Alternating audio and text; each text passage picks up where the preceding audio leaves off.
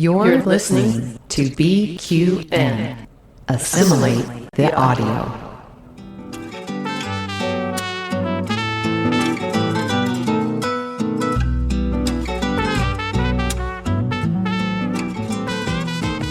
Welcome to Cinema-Z, a film discussion and review podcast on BQN. We're here to showcase the films you probably missed, but should definitely check out. From independent and obscure to art house and absurd, each episode will gather, well, perhaps a cocktail in hand to discuss it all. I'm your host, Mark, and with me today are the lovely Matt Jennings, as usual, and associate producer, Miss Amy Nelson, is back joining us this week. So welcome, guys.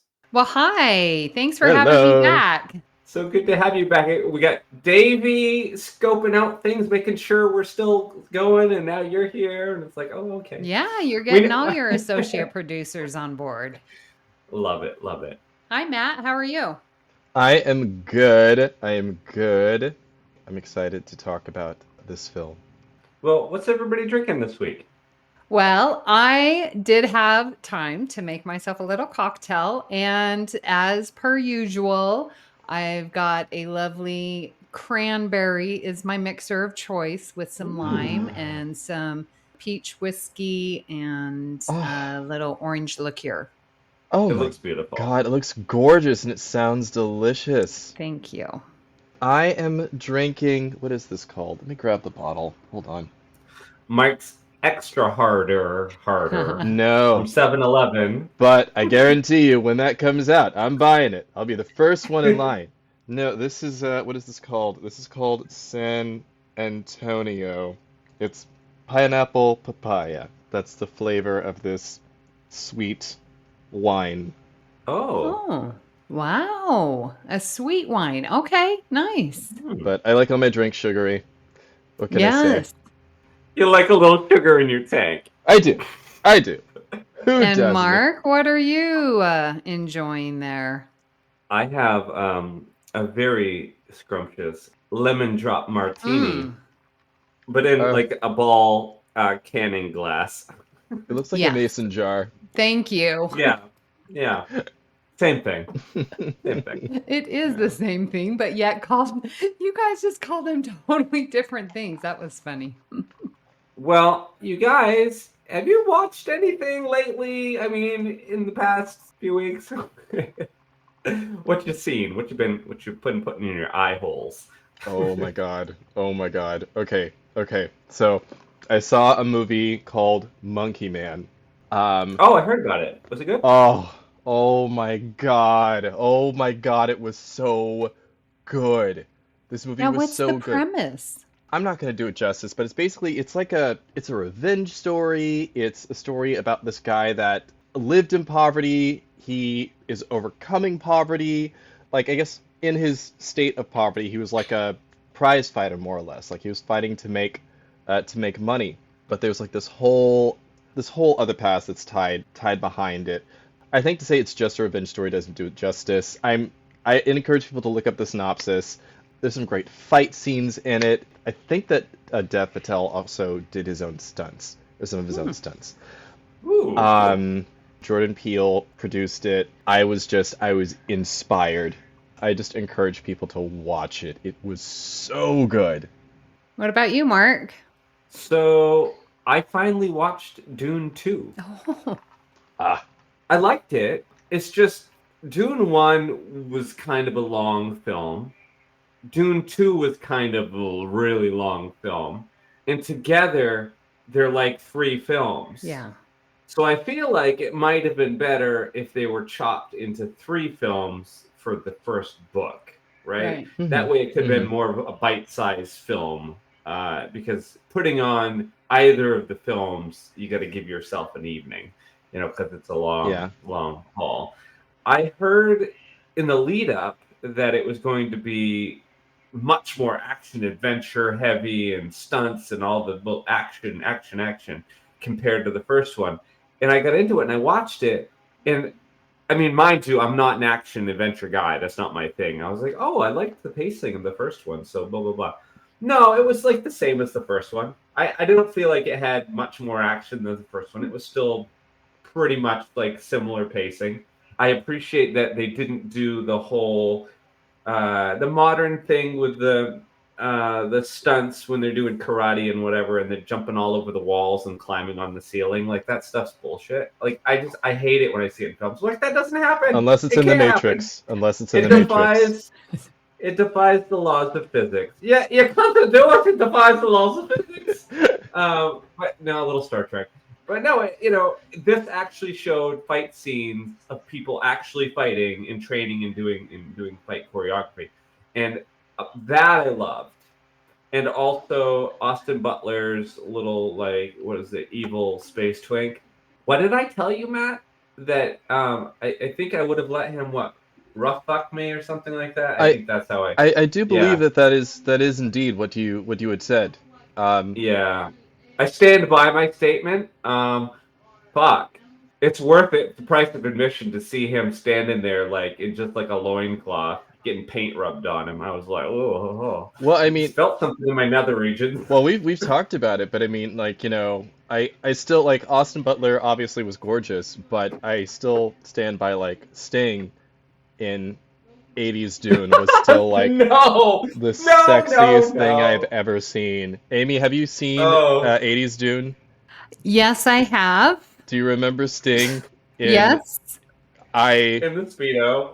Wow. I stand behind Sting in the Speedo in 80s Dune. That is still incredibly sexy and one of the sexiest things I've ever seen. He gave Timothée Chalamet his underwear. Really? He wore in that film. He didn't. Look it up. That's awesome. Look it up. No. Online. Yes, he did. Oh my god. That's cool. Now I like the scene even more. Oh my god.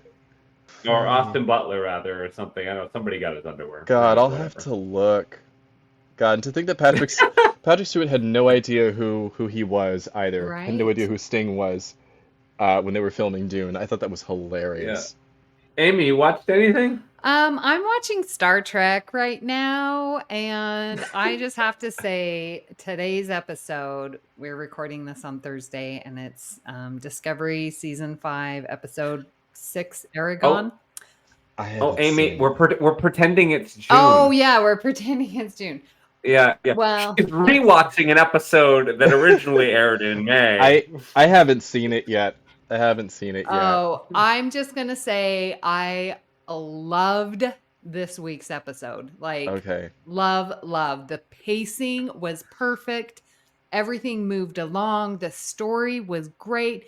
Every plot line, just... the pieces are falling into place. Yeah. And it didn't feel rushed. That's what I loved about it, too. It's nice. I mean, I'll say this little tidbit. With the theme that they're exploring in this season of Discovery, and with some things that I've been going through personally in my life, it all seems very serendipitous to be watching this season right now. So I appreciate it very much. Well, moving on to the film. This week, ladies and gentlemen, if you couldn't tell from the headline that you clicked on for the episode, we are covering My Own Private Idaho. River Phoenix and Keanu Reeves star in this haunting tale from Gus Van Sant about two young street hustlers, Mike Waters, a sensitive narcoleptic who dreams of the mother who abandoned him, and Scott Favre, the wayward son of the mayor of Portland, Oregon, and the object of Mike's desire. Navigating a volatile world of junkies, thieves, and Johns, Mike takes Scott on a quest along the grungy streets and open highways of the Pacific Northwest, in search of an elusive place called home. Visually dazzling and thematically groundbreaking, My Own Private Idaho is a deeply moving look at unrequited love and life on society's margins. So I got to tell you, this is one of those finds. I keep bringing this up. I mean, this is the reason for the pod, and that's why I'm going to keep bringing it up. But when I was a kid, I didn't have a lot of friends, and I didn't know anybody that felt the same way that I did. My worldview of anything related to queerness, I had to discover through the small independent film section at my local Blockbuster or movie rental place. And I was like, I'm going to check this out. And I put it on. And really the campfire scene. I mean, I love the whole movie, but in that one scene, it spoke to the little boy that was alone in the world and didn't think that he was right. He didn't feel like the love or the feelings that he was allowed to have.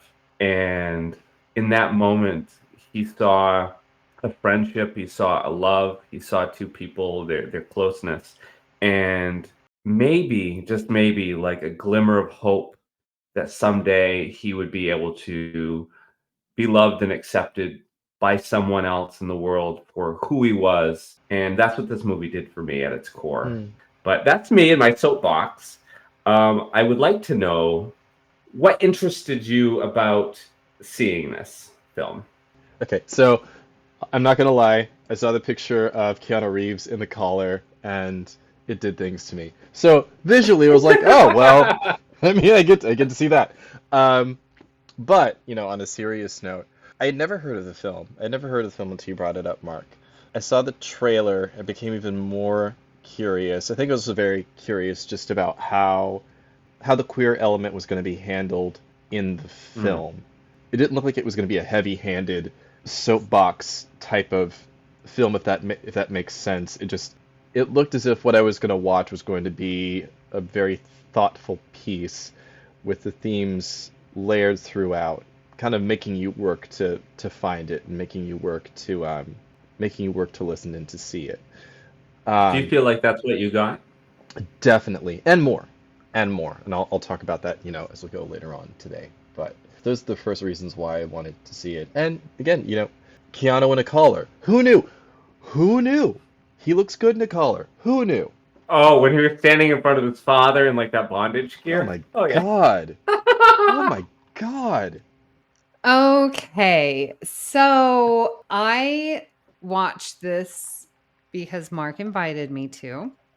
We go back and forth on movies that we share, and it's usually me saying, Mark, what the heck am I watching?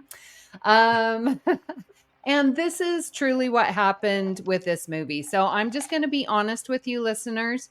I watched it for that reason. I wanted to come and, learn more about my best friend, Mark. So I'm here. I have watched the movie. I obviously missed everything because just reading the synopsis, I'm like, that synopsis was 10 times better than the movie itself. So I obviously have missed some things, and I'm very interested to hear these themes come through because I'm starting to see what you're saying about this family. It was so disconnected for me. And you're right, Mark. You've got to work for this movie. This is not anything that's going to be handed to you on a silver platter. So I'm very excited for this discussion. Well, the story of My Own Private Idaho is at its core a family story. Whether it's Scott rejecting his strict upbringing and going against his father's wishes, finding a new father figure in the Fagin-esque Bob, or Mike's search for a family on his own, looking for his estranged mother, the truth about his brother/father, or finding family in the arms of his best friend Scott. In this section, we'll discuss the themes of family that you related to the most or found the most compelling. Yeah, this family thing, again, I'm just being honest, I totally missed it. But now that you're pointing it out, because you do get constantly Mike thinking about his mother and like his upbringing, and then that is mirrored in Scott sort of running away from his upbringing. So I like, now that I recognize it, I like that contrast, but yet still how they come together, even though they are coming from two different worlds. I guess found family is, I think, something that's very heavily discussed or shown in this movie, especially with Mike, who the whole time basically does not have a family. He finds that family with his fellow, for lack of better words, sex workers. Were they all given names? I think their names are tossed around when they're at the diner. a little bit. Yeah. But I think he finds, family with his fellow sex workers, with Bob, with Keanu Reeves' character. I think there's family there, with, the way, probably Keanu Reeves the most. He's literally, every time that he has, I guess, for lack of better words, an episode with his narcolepsy, Keanu Reeves is literally picking him up and carrying him, or taking him to a location, getting in the cab, making sure he's there in the morning in the cab when he wakes up. There's nothing more about the queer experience than that. If you grow up queer in America, like, that is the first thing that you discover, is that there's this whole family of people that are going to be there for you. And that's one of the first things you learn. And that's what's another cool feature of this film, is that that's built into the DNA of just representing that aspect of the queer experience. And I've got to say, just personally for me, from, some of my experiences, when I was slowly but surely coming out of the closet, one of the places that really helped me to be more comfortable with who I was and really understand more about my community was the LGBTQ Resource Center that was on campus at my college. And even then, my friend Emerson, who still didn't know much about the queer community, but just wanted to hang out with me sometimes in between classes in college, he would call me up, "Where are you at?" I'm like, "Oh, we would call it the Ligabit." That's what we would say. He's like, "Yeah, the Ligabit?" I'm like, "Yeah." He's like, "All right, I'll meet you over there." He would hang out in there sometimes in between classes while I was out of class. So, that found family element. It's, it's so very real for the queer community. And last thing that I'll say is that when, at least for me and other friends, if we're trying to find out if someone is gay or if they're queer, the thing is, we'll lean over to the person, "Hey, are they family? Is that person family?" I'm like, "Oh, I don't know. They might be a distant cousin." Oh, okay. So, question for you, with this family discussion, like, what made Keanu Reeves' character, is it Mike or no, Scott? What made him care for Mike so much?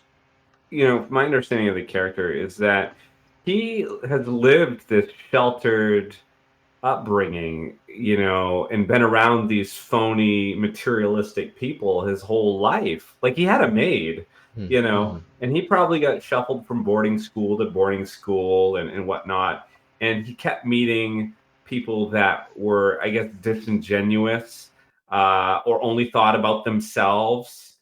And here he's meeting this person that wants nothing of him but his friendship.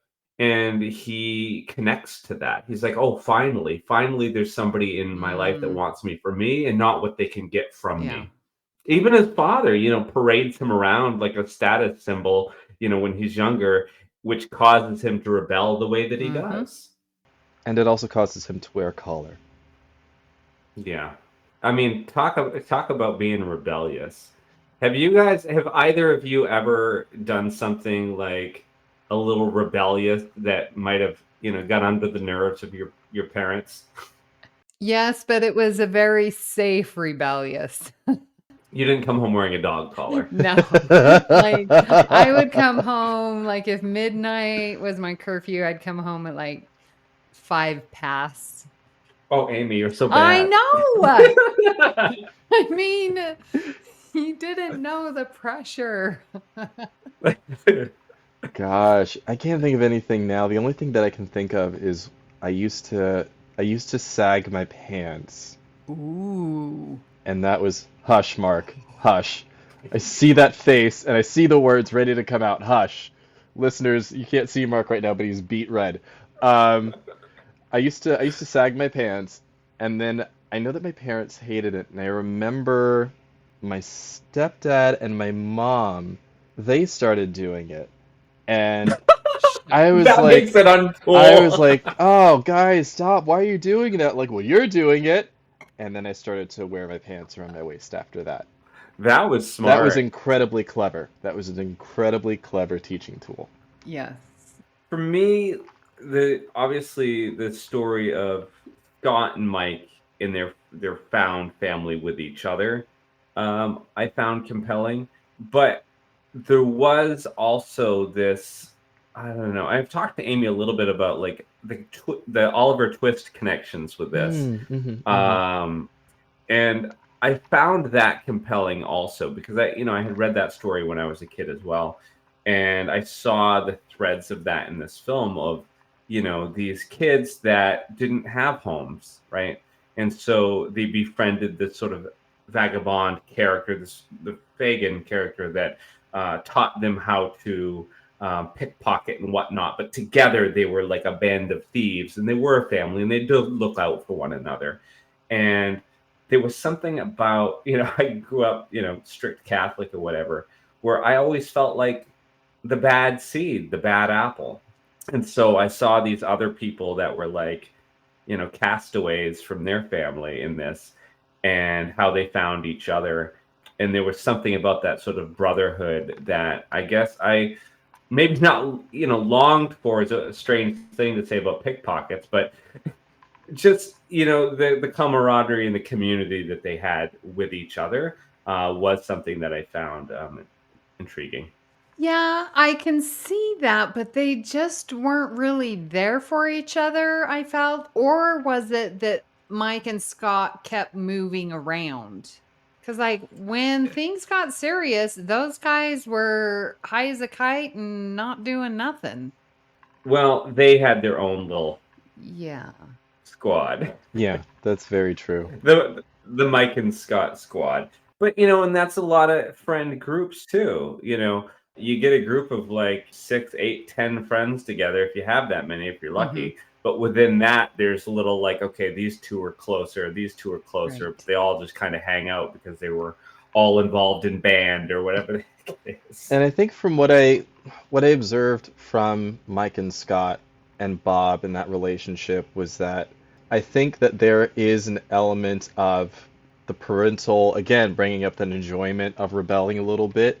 And I think especially for Keanu Reeves' character, I think he enjoys jabbing Bob. Like, I just think I think that's their relationship throughout most of the movie. Is just him always, like, poking him and jabbing him and calling him out on things. I never quite saw it as a biting, vicious nature. It was playful. Yeah, I didn't see that. Yeah, I saw more of a playful nature, not a vicious nature. But I think Scott and Mike, they kind of, like, that's their thing that they do. But I saw it as like a playful nature, not so much biting or vicious. And I think he could get away with it too because he has had the education outside of that, and he didn't look at Bob in the same way that the other kids did because essentially, like, he knew at some point he could get out of being homeless. Yeah, that's true. So his was a choice, while everyone else didn't really have a choice. Yeah. Well, besides being a story of family, Idaho is also a love story. Whether it's a one-night stand, Trix looking for love through sex with our film's heroes, Mike's unrequited love with his best friend Scott, or Scott's Italian lover we meet later in the film, the lone figure who is able to exist in both of his worlds, Hustler and Mayor's son. Which one of these love stories did you connect with the most or find the most compelling? So for me, and I didn't want to bring up the campfire scene just yet. I really wanted to wait and talk about it later. But I have to say, so much love to River Phoenix, right? That's his name. So much love to River Phoenix for playing that scene so honestly. So I identified with, that story or that unrequited love the most. I think, especially, when you are coming out of the closet and becoming more and more aware of your emotions. I don't know if this is every queer person's story, but for me, I had a tendency to attach myself to people that were not available or emotionally available in certain ways. I mean, I think we all have a tendency to still do that. But I think back then it was very clear that, this person was not going to be interested, or this person was not queer, this person, was not, interested in having any kind of relationship with me. But I think there is something to be said about that moment at the campfire and that confession of love. And I'm talking about the acting choices. I can't help it. Down to just the physical choice that River Phoenix made to just huddle himself and kind of like cover himself up and hold himself while he's telling Keanu Reeves' character that he loves him, because it is so vulnerable. And sometimes to be vulnerable is incredibly painful, because you're not literally, but you are opening yourself up. And so to see him be uncomfortable, to see him admit that he loves this person, and to see the struggle in admitting that to him and maybe to himself was beautiful to watch and so honest. Okay, I'm done. Listening to you talk about the campfire scene, I couldn't help but think of the stark differences between that scene in My Own Private Idaho and the passionate scenes in Brokeback Mountain. Mind you, Brokeback Mountain pushed the boundaries quite a bit when that movie came out and was a lot more mainstream. It was shown in a lot more theaters, what have you. But when I think about the love in Brokeback Mountain and the love in Idaho, I feel like the queer experience is more closely represented in Idaho than in Brokeback. And Brokeback at its core is a queer movie. Idaho is, but I would say it's not as much at the forefront as it is with Brokeback Mountain. But I feel more aligned with it in its honesty and its rawness with Idaho than I do in Brokeback Mountain, which seems a little bit more sensationalized. Anyway, that's my opinion. Yeah, I think it's different. I mean, these are different characters too. Brokeback Mountain is very. You are dealing with people that are very, masculine, but at the same time, on some level, they haven't admitted to themselves that they feel this way. Yeah. At all, except for like maybe Jake Gyllenhaal's character, because I was like, okay, so you're just like ready to take it right now. Okay, like you've had some experiences. Whereas, in My Own Private Idaho, we are around male sex workers, there is queerness kind of surrounding them, so they've kind of lived in it in some kind of way. So it's in the atmosphere, whereas in Brokeback Mountain, it really is just the two of them. So I think it's just different worlds, different characters, different circumstances. I guess what I'm just trying to say is that I felt more connected to it, and it aligned more with my story than Brokeback Mountain did. Yeah. But the one scene I think they did right in Brokeback was the towards the end when he goes back and finds the jacket hung up in the closet and realized that the jacket was important. That part I felt like got it right in the same way this movie did with the campfire, as telling what the queer experience is. It's that emotional connection you have, that vulnerability. Yeah. So with that campfire scene, is it unrequited love? Because Scott doesn't feel the same way, right? Scott does love him as a friend, right? But that's not the same way. Yeah. Yeah. What I loved about that was that their friendship remained. Because so many times you hear, oh, well, I'm not going to say anything because I don't want to ruin our friendship.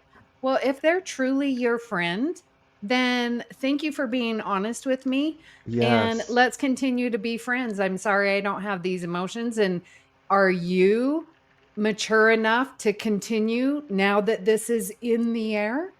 And they both were. They both were very mature, way more than like what we saw with Bob's gang of hoodlums, So that, again, that campfire scene solidified their maturity and their relationship and this unrequited love and friendship and chosen family, all so beautifully.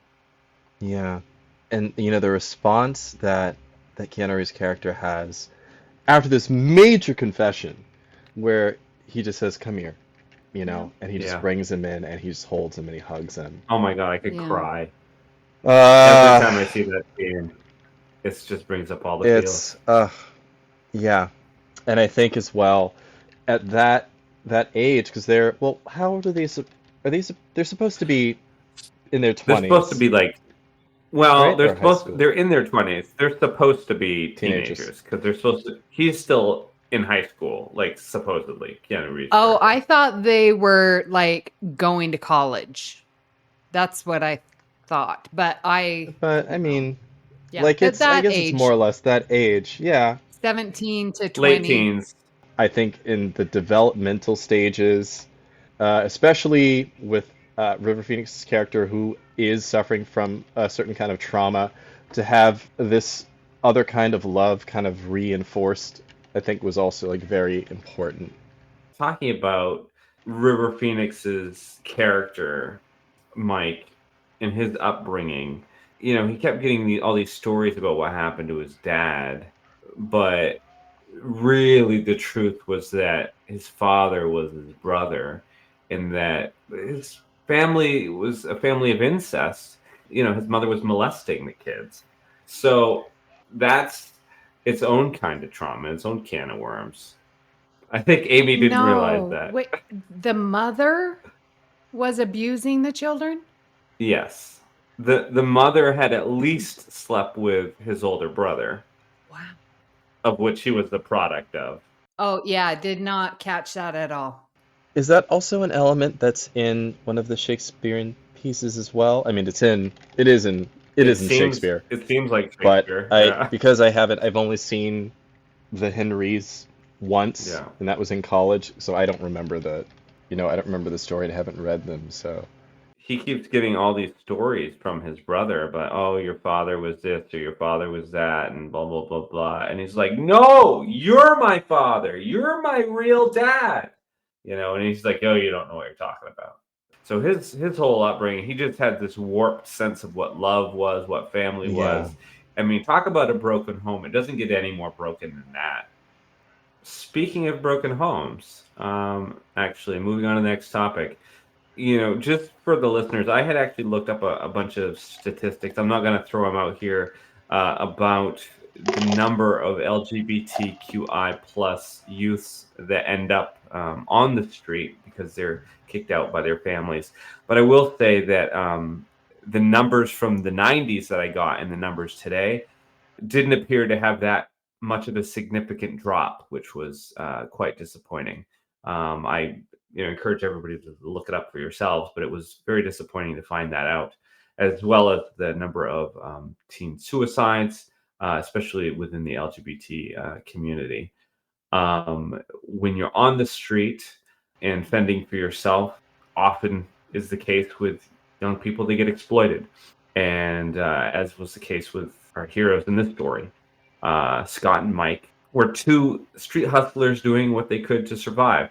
At the time this film was made, we were coming out of the Reagan-era AIDS epidemic and the Christian rights war on sexual deviancy as they saw it. Director Gus Van Sant plucked the two most up-and-coming male stars of the time to star in this film, centered on homeless male prostitutes, which could have been a career suicide in the wrong hands.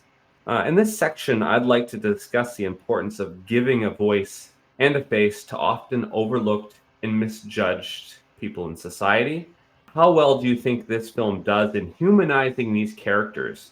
And how important is it for filmmakers to continue to tell these types of stories? It's like what I was saying, like when I was talking about Monkey Man earlier, how there was a queer element in that movie and how, there was a purpose to it. It's not like we were there just to be there. And I think, obviously with this movie, with it being in the forefront of the story, it's the same thing where there's a subtlety to it that is very humanizing at the same time. There's an element of joy as well between, the family, the found family that we have. There's an element of joy. Can you talk about that a little bit? What do you mean? The element of joy? I just mean the element of joy with Bob and with everybody else and with the gang when Bob is telling the stories. And I mean, even though he is lying to them and he's embellishing the stories a lot, but I don't know. I think that there's something. What you're saying is they didn't film it in a way which made these characters look demonized. I mean, right. It was just humanizing, and it was just natural. These people were just who they were. This was the world that we were in, and there was no heavy-handed explanation. There was no Judgment? There was no judgment. There was no major statement to be made in a way that it was like, look at this. It was more like the statement was made was by just watching these people. The characters just happened to be homeless. They just happened to be street hustlers, but that wasn't the story Right. that was being told. Right. Like this just happened to be, it kind of just happened to be the scenario that they were in. I mean, I think I kind of just accepted that this is the world where they were living in, and I was like, okay, so this is the atmosphere, this is what we're in. Okay.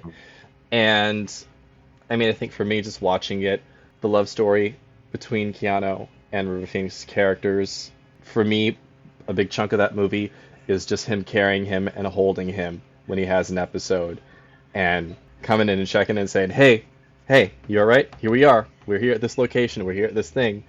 To me, that's the strength of the movie, is the simplicity in the storytelling and making a major statement with the simplicity. I think that's what I'm trying to say. Okay. I'm glad you ended it that way because, yes, this is a major statement piece. And I'm sorry that I'm not watching it in 1991 when it came out. But looking at it with rose-colored glasses and hindsight's 2020, this piece is very important. So 91, you're coming off of the 80s. Everything was great in the 80s. We covered up. We had no sins. Everything was nice. We didn't talk about closed doors. We were just boomers were having their kids. Everyone was in neighborhoods and suburbia was well and alive in America. And to have a movie dedicated to, as you've said, the fringe of society, this was not in our vision at all. We were not talking about the disenfranchised. We weren't talking about those on the outskirts of financial, of family stability, of mental stability. Those were all, let's just sweep it under the rug. That's what the 80s was. So now we're 91, where it's like, things have been festering for a decade and they've got to get out. And I feel like this movie really exposes this movement of LGBTQ rights, teenage homelessness, like all of this that we are responsible for. It's not like, oh, that's happening over there. And Mark, if you don't mind, I'd like to tie in that trivia with River Phoenix because I didn't make the connection. I remember, because 1991 was the year I graduated high school. Thank you very much. I'm old. Where were you in 91? Mm-hmm. And I remember hearing about this actor, River Phoenix, and like how he was ruining his life and that it was because of some movie. And I was like, what? I didn't investigate. I didn't care. You know, that was Hollywood. This was some famous actor getting in it. But I think you've got in your trivia, like River Phoenix threw himself into this role and really like, and I remember, okay, so I'm just going to read it. So yeah, he threw himself dangerously into the character. Not only did Phoenix interview real hustlers, but according to friends, he experimented with hard drugs and even dabbled in same-sex shenanigans. He hung out with hustlers on the streets of Portland, learning the, tricks of the trades. Keanu Reeves also did similar research, though it's not as extensively. He began to dress and groom himself like a grungy street kid to the point where he was turned away from a nightclub because the bouncer thought he was a bum. Now that I remember. And I was like, what is this actor doing? Like, I didn't understand it. So I'm feeling a little bad that I didn't recognize this important message that was being told about society where I was living.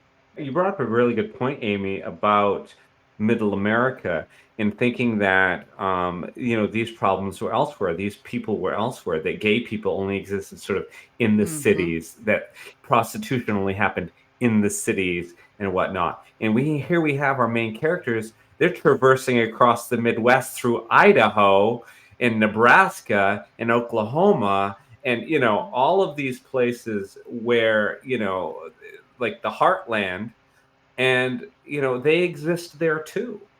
I have to say, coming from, I was born in '87, so I didn't know about like the Reagan era, Reaganomics, I didn't know about that stuff until much later on. Much later on. One of my friends, David, he is gay, and he was just very much, into the nightlife scene in the '70s and in the '80s. David is a very loving person, and I have never seen him have disdain or talk negatively about anybody until I saw him talk about Ronald Reagan, and it was shocking. I was like, oh my God.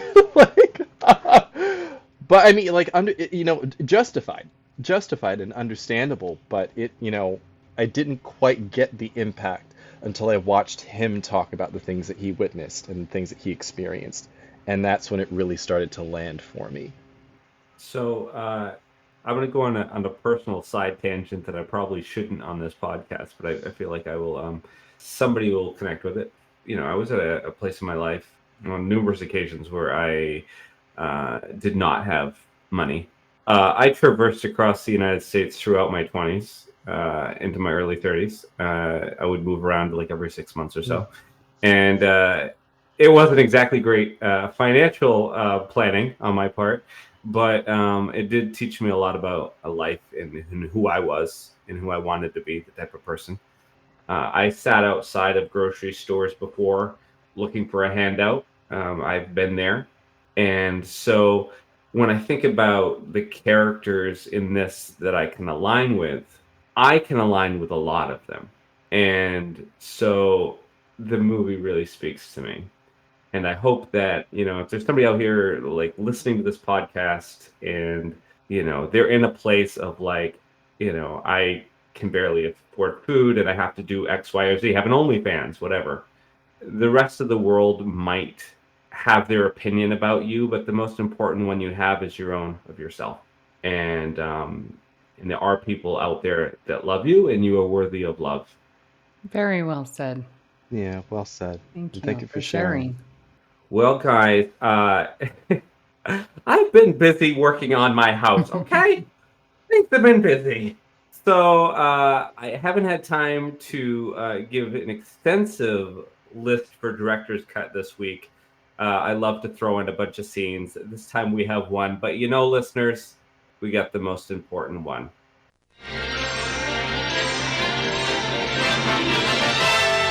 And now we're pleased to bring you our feature presentation. So we do have the campfire scene here. So if you haven't seen the film, and we've been talking about the scene through its entirety, you're not going to hear it better than the way it's going to be acted out today. Yeah. So who is going to be Mike and who is going to be Scott? And it's going to be one of you two, because this needs to be done between you two. I am definitely going to be Mike. And Matt Jennings, award-winning actor. God. Stop. With the accolades and his own films. The writer, director, producer, editor of A Blurred Story himself, Matt Jennings, is going to be my Scott Favor because he doesn't have a... I will be your Scott. Action. Getting away from everything feels good. Yeah, it does. When I left home, the maid asked me where I was going. I said, wherever. Whatever. Have a nice day. Yeah, you had a maid? Yeah. If I had a normal family and a good upbringing, then I would have been a well-adjusted person.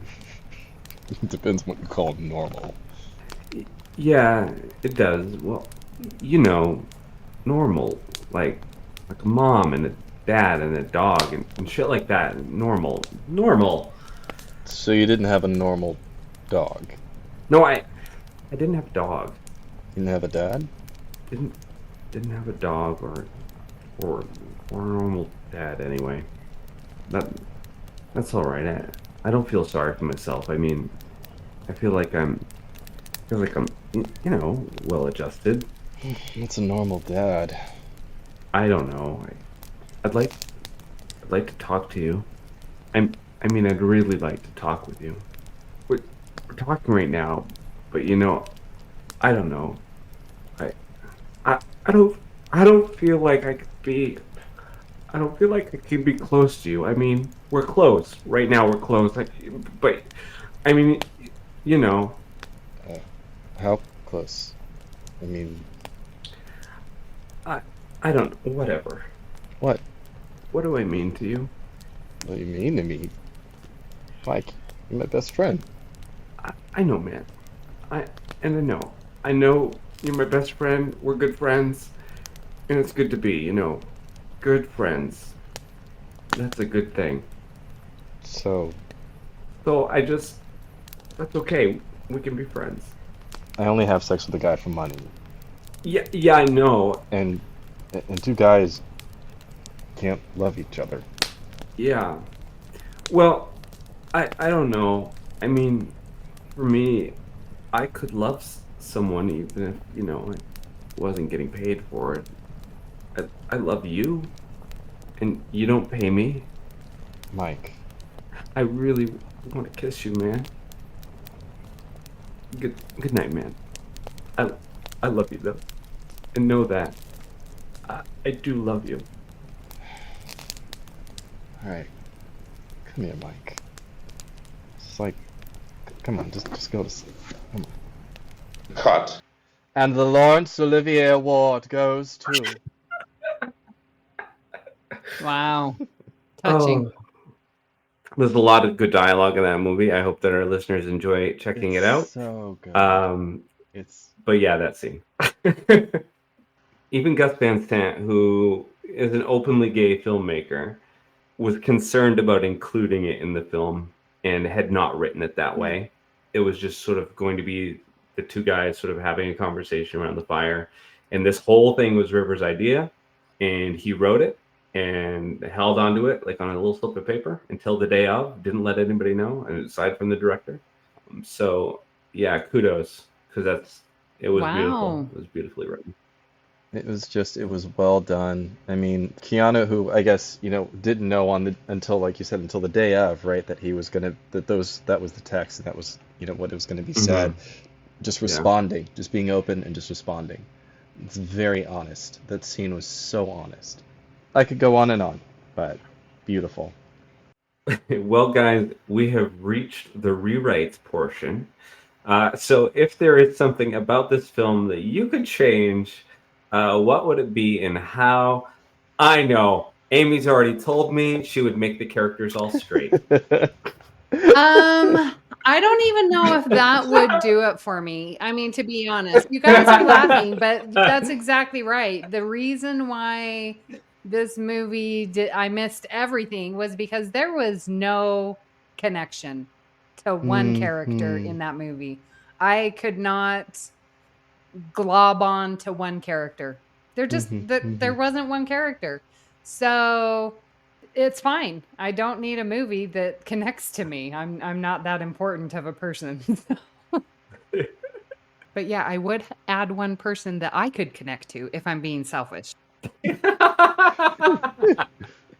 I'm thinking. I say this all the time, but I can never quite think of anything. You don't have to. Yeah. If you like it the way that it is, we can leave it. I can't. Not right now. I might think of something later on, but I can't. So, yeah, this movie is precious to me.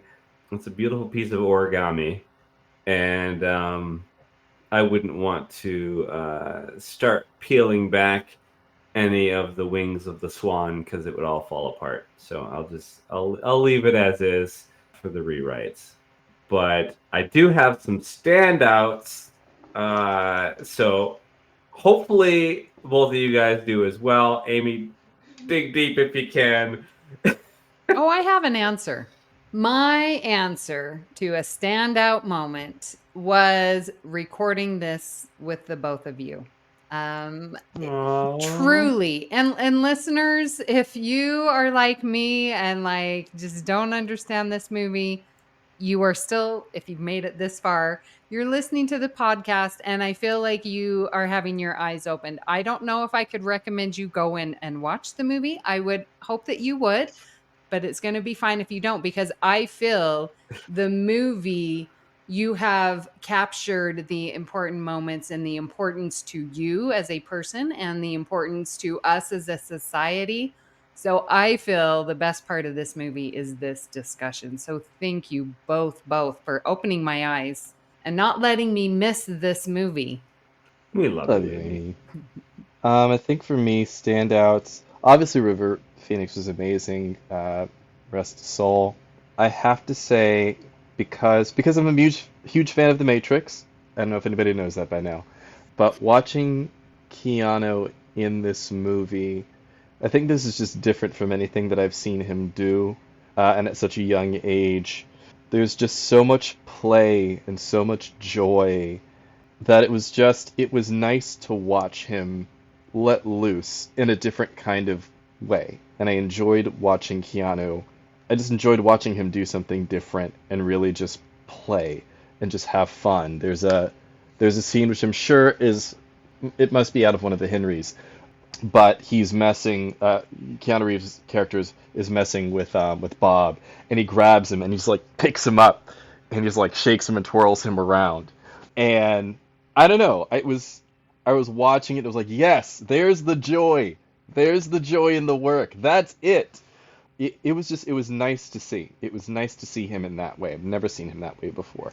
So that's my standout. Oh, also I have to say, the way that the sex was handled. Like, I mean, you can handle it in filmmaking many different ways. You can have just flat out sex on screen. You can do close-ups of hands. The way that it was handled in this movie, it was like still shots of positions and fetishes, and just it was a very interesting way to handle it, and it kind of lets you fill in the blank of what happened in between, but at the same time, what happened. And I'll be honest, when I saw how it was handled with the sex between the two male characters. And then when we got to the scene between Keanu Reeves and his other love interest, I should say. What was the name of that character? The Italian character? I don't even remember what her name was. I was always looking at her like, this bitch. He should be with River. Yes, but when we got towards the end of the movie and we were, they were about to have sex, I was, watching like they were kissing, whatever else, and in my mind, I'm thinking, okay, this movie was made in like 91, 92.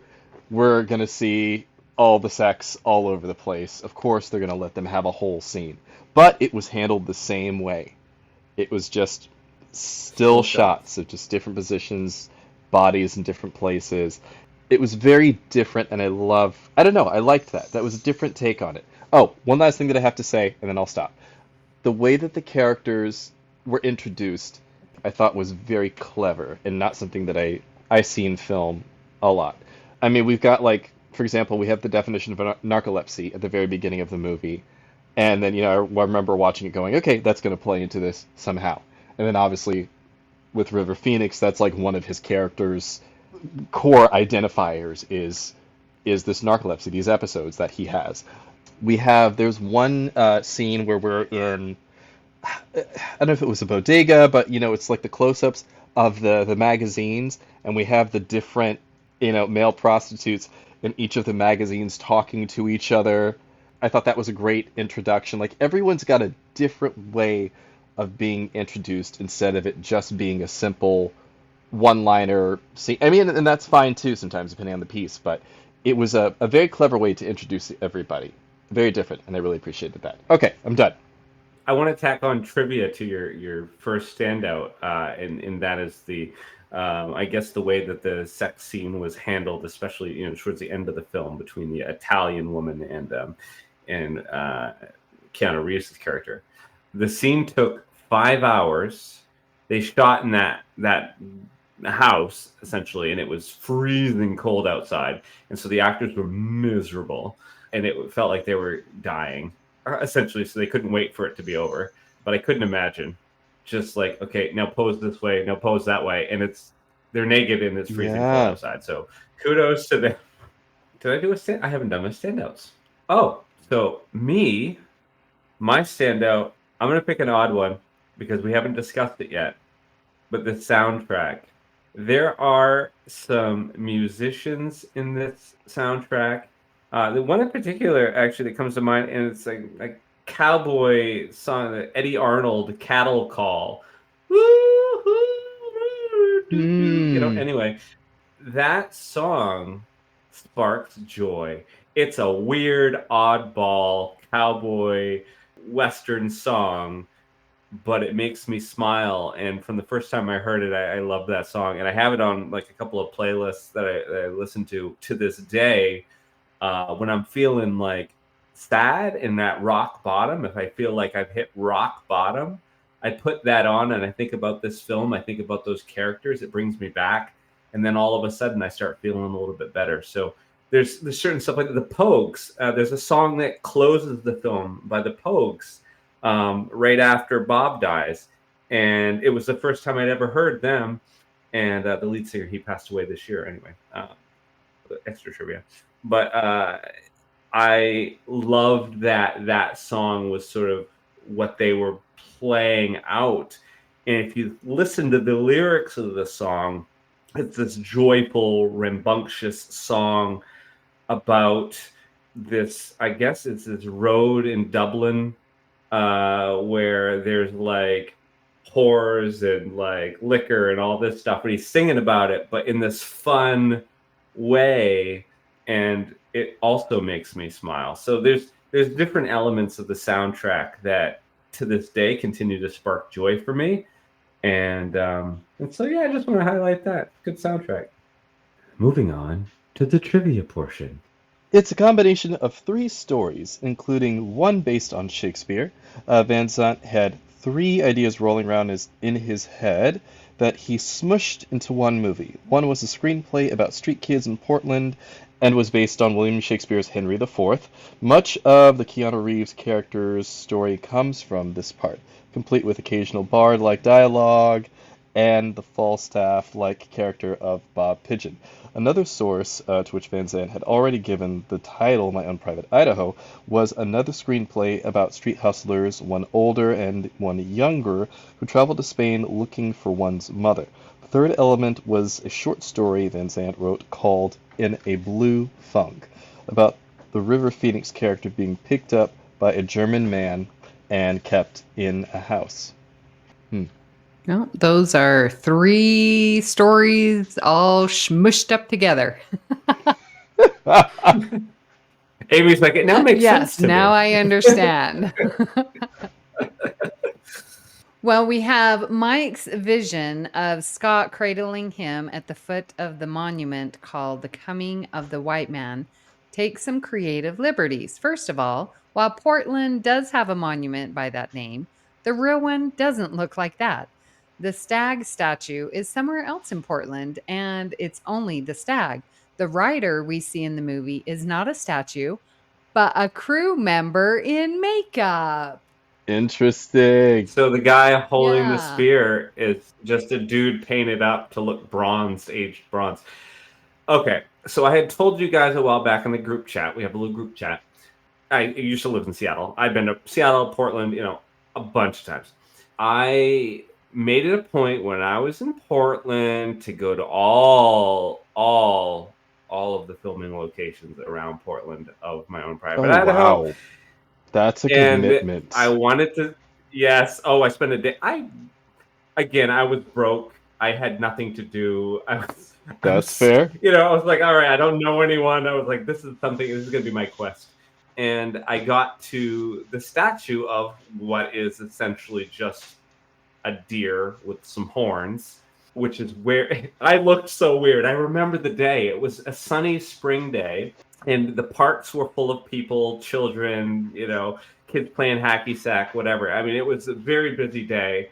And this is, I think, near the waterfront-ish. And there I go.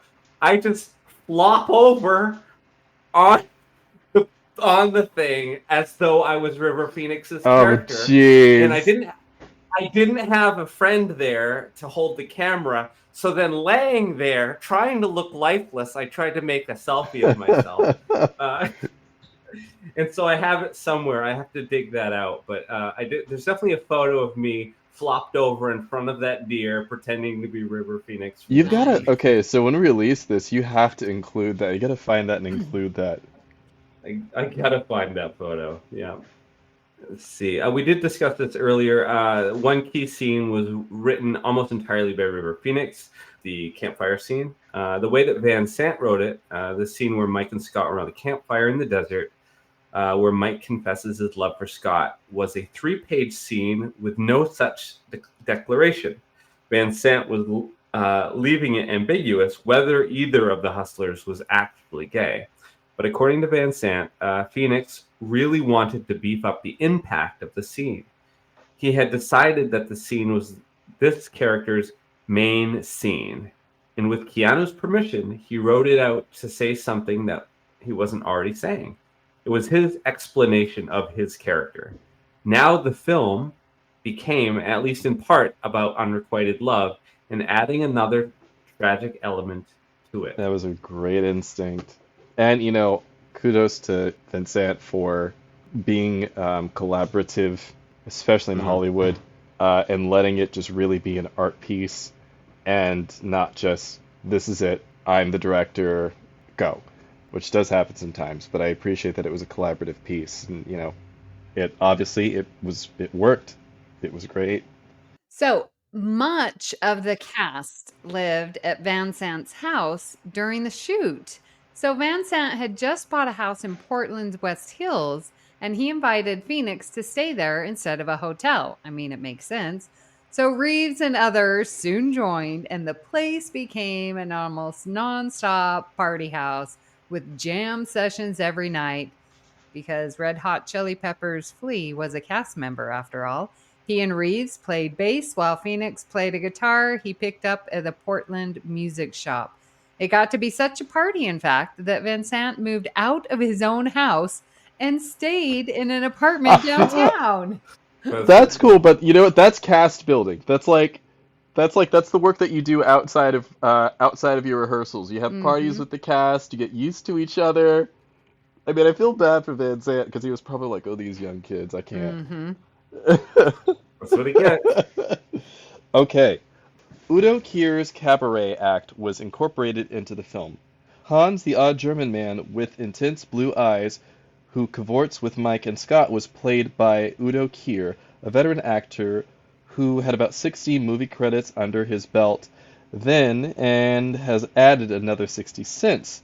Early in his career, Kier had a cabaret act, an amusing contradiction to his filmography, which has consisted mostly of serious, sinister types. Fascinated by this side of Kier, Van Sant had him work part of his act into My Own Private Idaho, resulting in the odd moment with a lamp scene. Van Sant said Kier originally used a blue flashlight. They changed it to a lamp to avoid comparison to Blue Velvet. Udo Kier is fantastic. I love him. I have seen him in multiple films. I think he was in a vampire film within the last couple of years. He was in Blade. He was in the first as well. Wow. Oh my God! Of course he was. Oh my God! But he's popping up, and I sent Amy a trailer. He was in a movie recently called Swan Song, where he played an aging drag queen whose all of his friends have essentially passed away. The gay bar he used to frequent has been, changed hands. He doesn't recognize anybody anymore, and he is living in essentially an old age home, and then leaves there. He escapes to go and revisit his past and meet up with what friends are still alive.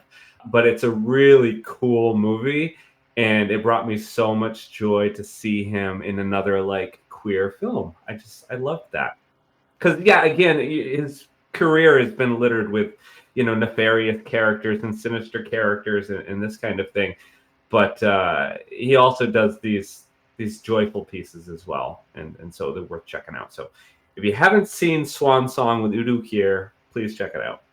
This film has some documentary elements.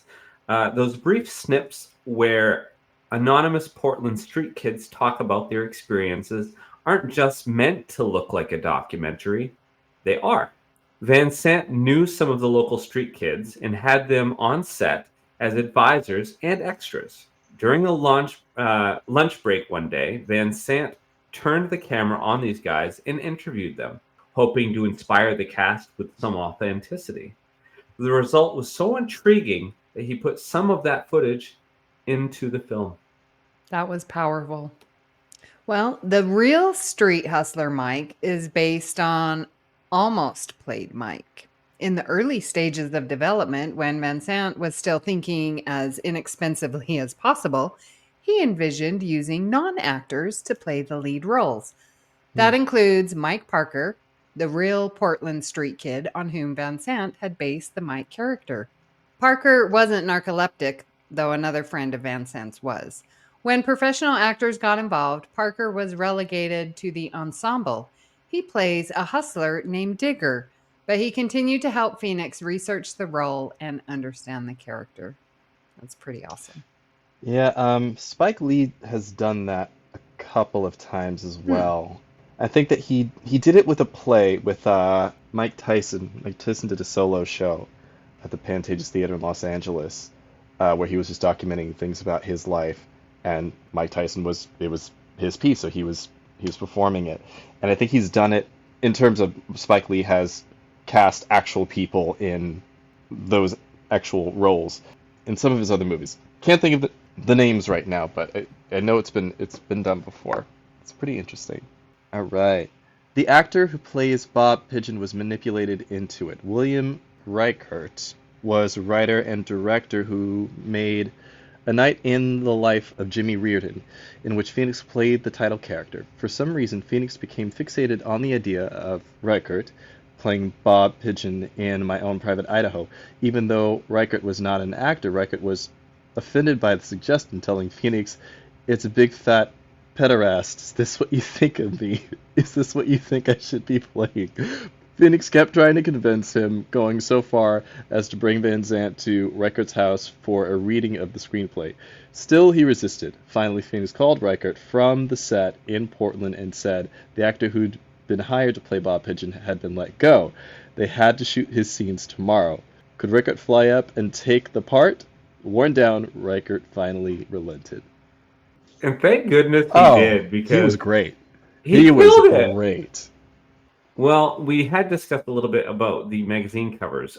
So there is a little bit of trivia here about that. The talking magazine covers were shot in a very low-tech way to achieve the effect of magazine cover boys on the newsstand coming to life and talking to each other. Van Sant went old school, very old school.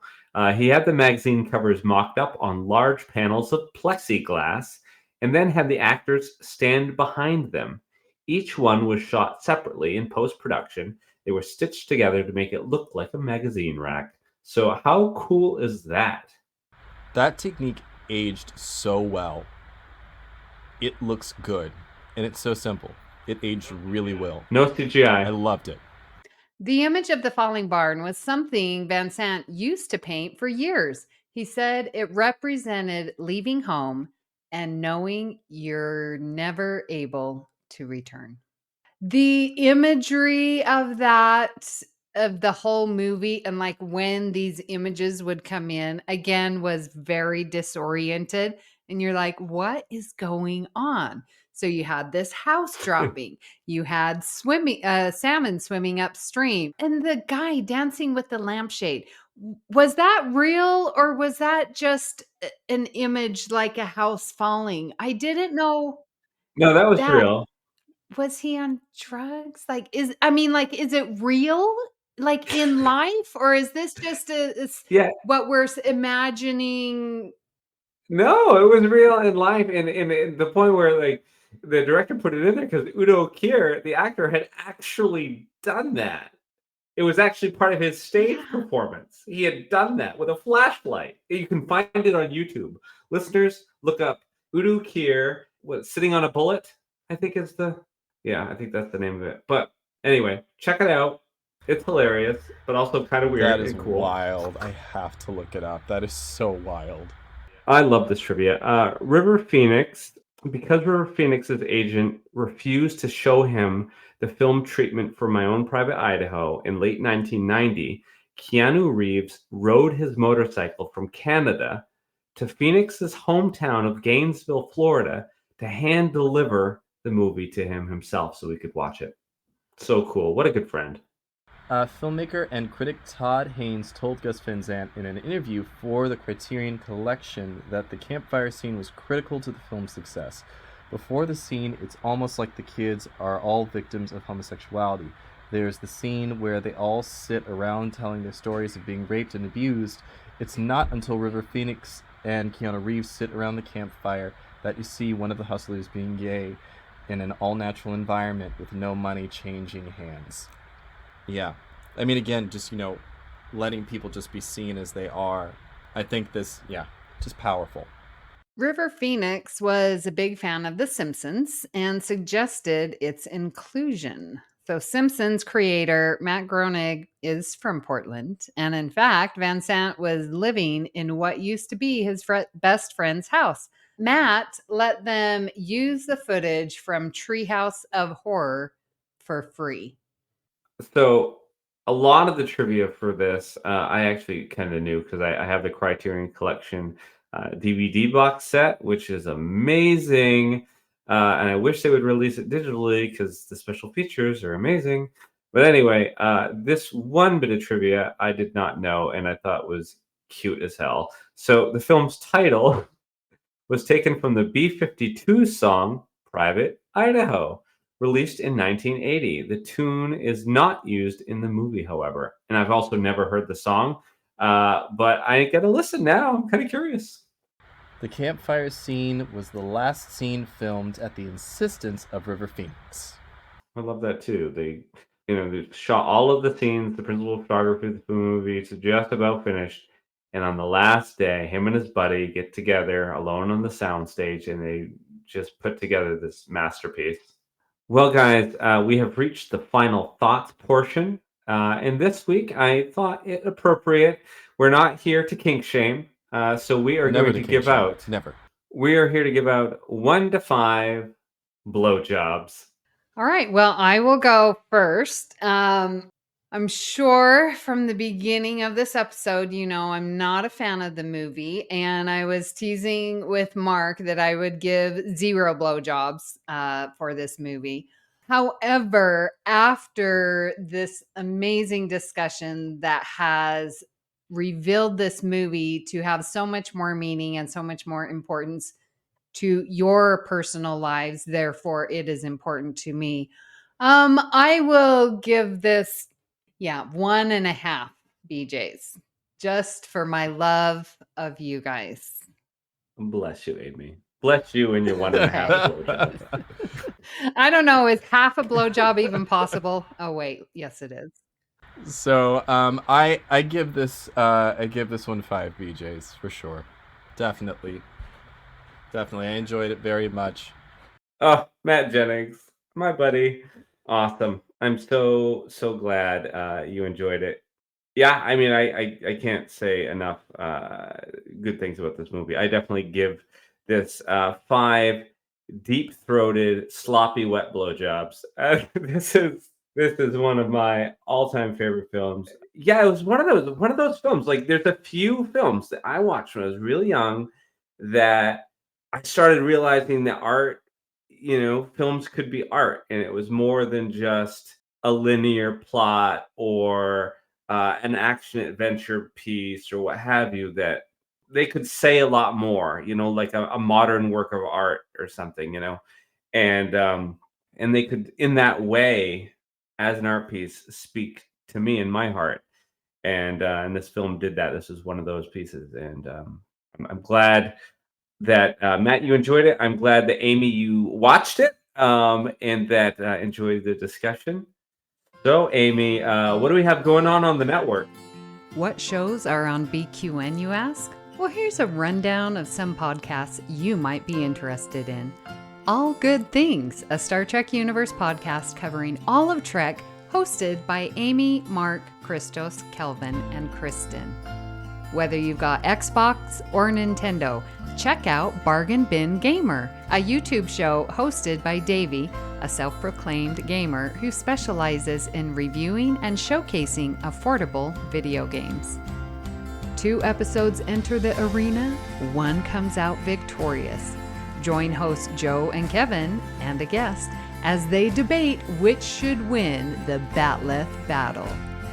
Grab your popcorn as you listen to Cinema Z, a film discussion and review podcast showcasing films you probably missed but should definitely check out. Hosted by Mark and Matt.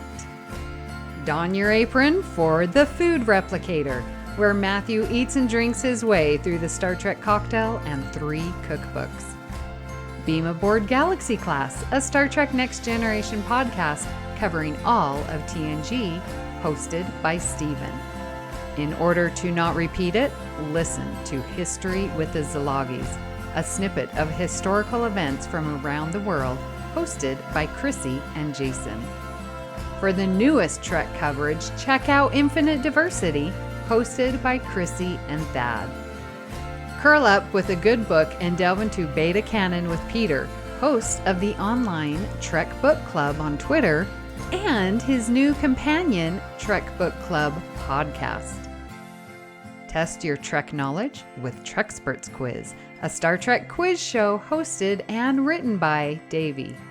Whether you're a member of Starfleet Federation or Planetary Union, go check out Union Federation, covering current Star Trek and the Orville, which we all know is really a Trek show, hosted by Kyle, Kevin, Amy, and Haley. Head over to YouTube and watch The View Screen live on Sundays, your Trek-inspired talk show hosted by Kelvin and Amy, with Season 2 starting in September for a 10-week run. Spill the tea with Christos while he discusses current Trek news and events and explores the world of fandom via guest interviews, all with a LGBTQIA+ perspective on What's the Tea Bab. And for our Patreon members, we have The Hive Mind with monthly script readings, Let's Fly, a Discovery reaction show, It's Green, a cornucopia of topics, Amy's Math Moments, a quick look at math moments in Star Trek. We know you have a choice of podcasts to choose from, and we thank you for listening to BQN. Assimilate the audio. All right, listeners. Before we jump into the rest of it, I would be remiss if I do not mention the Trevor Project. The Trevor Project offers 24/7, 365 crisis services, advocacy, peer support, public education, and research programs, helping to ensure that all LGBTQI+ young people have supportive adults in their lives. For questions about giving or website, related things, please contact the development at thetrevorproject.org, or you could call 212-695-8650 to reach the Trevor Project. I suggest donating. They are a very worthy cause, and they definitely help LGBTQI+ individuals that are in need and struggling and don't have maybe the family support that they deserve. Matt, what the heck are we going to be talking about next week? I don't know this thing. What is it? So next week, we are going to be talking about one of my favorite queer movies called Get Real. I think it was released in the UK in 1998, and I think it had a US release in 1999. So Steven spends his high school days longing for all-star athlete John. But John has a gorgeous girlfriend, and Steven's still in the closet about being gay. The only one who knows the teenager's secret is his friend Linda. I love Linda so much in this movie. Linda's great in this movie. After a curious run-in with John in a public restroom, Steven starts to wonder if the jock is straight after all. When they start a romance, it threatens to expose the truth about both of them. The film was released in 1998 in the UK and in 1999 in the US. It was directed by Simon Shore, who adapted it from the play What's Wrong with Angry. And we'll be discussing that next, and I'm very excited. I haven't seen that movie in 20 years. It's been a very long time. So I'm very excited to revisit it. I know I've seen the cover. It was in the Blockbuster. I've seen the cover. I don't know if I rented it or not. To be full transparency, I may not have indulged in medicinal marijuana at that time in my life. So maybe I watched it, maybe I didn't, but I will be able to tell you. I will let you know. Amy, you watched it? I'm sure Amy watched it. Yeah. No, have not seen it. You guys were talking about Brokeback Mountain, and I still haven't seen that. So. Oh, what are you doing with your life? Why aren't you watching more queer films, Amy? Educate yourself. I know. That's why I listen to Cinema Z. Best answer. Best from our associate producer. Well, we would absolutely love to hear what you thought of today's episode and hope you'll join our Facebook group, That BQN Collective, to continue the discussion there. You can also send your thoughts to @CinemaZPod on Twitter and BlueSky and let us know if you'd like to recommend a film. Please follow the network on Twitter, BlueSky, and Instagram at BQN Podcast. And don't forget, you can join the conversation with BQN hosts and fellow fans on our Discord server. You can find an invite link in the episode description, or any one of us can send it to you in the collective. Just send us a message. We'll give it to you. It changes all the time. Okay. So, Matt, where can people find you when you are not dressed up like the little Dutch boy and going around and cleaning apartments? So you can find me. I don't know where else you would find me. No, I'm only kidding. If you get my close friends on Instagram, maybe you'll find me there. No. You can find me at 1701BLERD and at MLJENN. If you follow my 1701BLERD page on Instagram, I have a web series. It's about a gay black nerd that uses Star Trek to cope with life. Episodes 1, 2, and 3 are out now. The web series is out, so please click on the link in the bio, watch them. It's fun. It's gay. I think it's funny. I hope you think it's funny. So please give it a watch. So, Amy, where can people find you when you are not pulling up to the side of the bodega looking for some nice 20-year-old man trade? Okay, that is just so wrong on so many levels.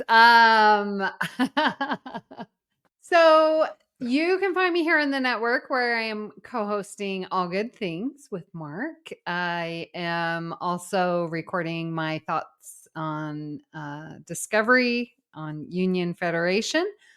I am definitely enjoying the Discord server, so find me there, Amy Nelson 522. And Mark, when you're not falling asleep in the middle of the road, where can people find you? It's like, I know I've been down this road before. You know where you are by the road that you were on. It's like a face, like a fucked up face. Anyway, when I'm not doing that, you can find me on the BQN Collective Facebook group. I'm sometimes on the Discord thingy. I'm sometimes on All Good Things. Yeah, there you go. Those places. Are you not on BlueSky anymore? Oh, I'm still on BlueSky. Oh, BlueSky! Find me on BlueSky! Yeah, but are you on there? It doesn't seem like you... At MW207. Listen, I have a house. Amy, I'm nowhere and everywhere. I'm repainting bathrooms. He's adding porches. He's being so masked. So masked. Oh, I know. Planting trees. Wearing flannel. Okay. Hey, please hit the subscribe button on Apple Podcasts or wherever you get your goddamn podcast. Leave us a star rating and written review because that helps others to find the show. If can also follow the entire network's wonderful podcast with our master feed by searching BQN. At this time, we would like to thank our associate producer, Amy Nelson. A special thanks to Laz Marquez for our original show artwork. The opening and closing music for this podcast is titled Dancing Dead and was provided by Ketsa from the Free Music Archive, providing royalty-free music for content creators. If you'd like to help us keep all of our shows coming to you each week, you can become a patron of the network on Patreon. We'll add you to the hive mind. We are doing like monthly roundtables, script reads, just having a fun, good old time there. There's Amy's math moment. There's It's Green. Lots of network perks going on. So go find us there over at patreon.com/BQN. Now listen, if you're not wanting to give us money, I totally understand. But do you know what you can do to support the show? Talk about us.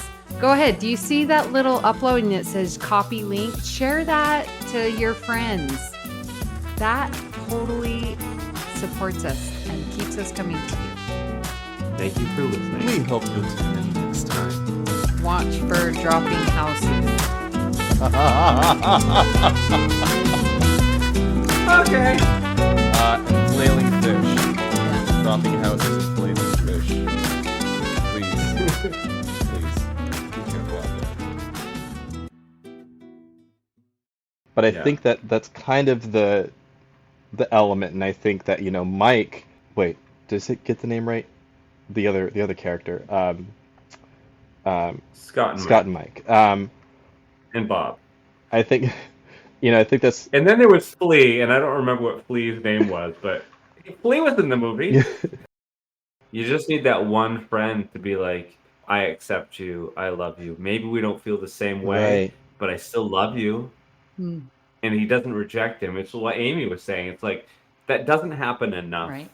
No. It happens, especially for the queer community. So many people that, you know, if you grow up in, you know, East Texas or Northern Maine or like somewhere where there's not other queer people, and you know, Matt, you said that you had similar experiences in your life where you were interested in somebody and they weren't, you know, in the family. Yeah. It's like, or like they weren't ready to admit it to themselves, and they come out later on, which is a whole other story. But, you know,